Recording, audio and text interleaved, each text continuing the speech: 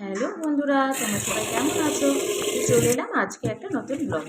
তো আজকে সকালবেলায় উঠে ভাতটা বসিয়ে দিয়েছি, তাই চালটা ধুয়ে নিচ্ছিলাম। তো আজকে সারাদিন যা যা করবো সেটাই ছোট্ট করে একটা ক্লিপ করেই তোমাদেরকে দেখাচ্ছি, কারণ বেশি তো ভিডিও করা আমার পক্ষে এখন আর সম্ভব হচ্ছে না। যেহেতু ছোট বেবি আছে সেই কারণেই ওর সাথে অনেকটা সময় কেটে যায়।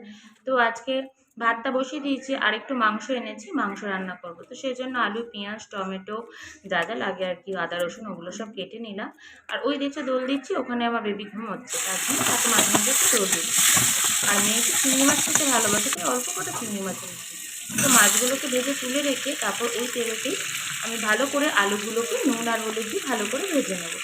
আশা করছি তোমরা এরকম করে করো। অনেক সময় যখন আমার তাড়া থাকে তখন আমি আর আলুগুলো আলাদা করে ভাজি না, একবারে পেঁয়াজ ভাজি, তার সাথে আলু দিয়ে মাংসগুলো করে নিই। যখন সময় থাকে তখন আলুটা আলাদা করেও ভেজে নিই। তো পেঁয়াজ মাংস মানে আলুটা ভাজা হয়ে গেছে, তেলটা অনেকটাই ছিল তাই তুলে নিয়ে তার মধ্যে পেঁয়াজটা দিয়ে দিলাম। তো পেঁয়াজটা দেখেছো আমার মাংসই দেওয়া হয়নি, চলো চলো মাংসটা ধুয়ে নিয়ে আগে। তোমাদের সাথে কথা বলতে বলতে অনেকটাই দেরি হয়ে গেল। তো ওখানে আমার বেবিও ঘুমাচ্ছে, সেও দেখছি কাঁদছে, তাই মেয়েকে বললাম তুই গিয়ে একটু দেখ, আমি আসছি। তো এখানে পেঁয়াজ ভাজার পর আদা রসুন বাটা, হলুদ, লঙ্কার গুঁড়ো, জিরের গুঁড়ো, নুন সবই দিয়ে দিলাম। তারপরে টমেটোও দিয়ে দিলাম, কারণ আমি এখানে অল্প করে টক দই দেবো, সেই জন্য টমেটোর পরিমাণটা অল্প দিয়েছি। না দিলেও হতো, তবু আমি যেহেতু কেটে ফেলেছি তাই দিয়ে দিলাম। তো এরপরে আলু আর মাংসটা দিয়ে ভালো করে কষিয়ে নিয়েছি।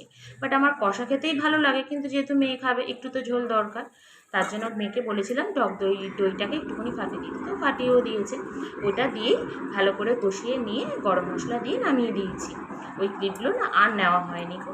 তো চলো খেতেও বসে পড়েছি।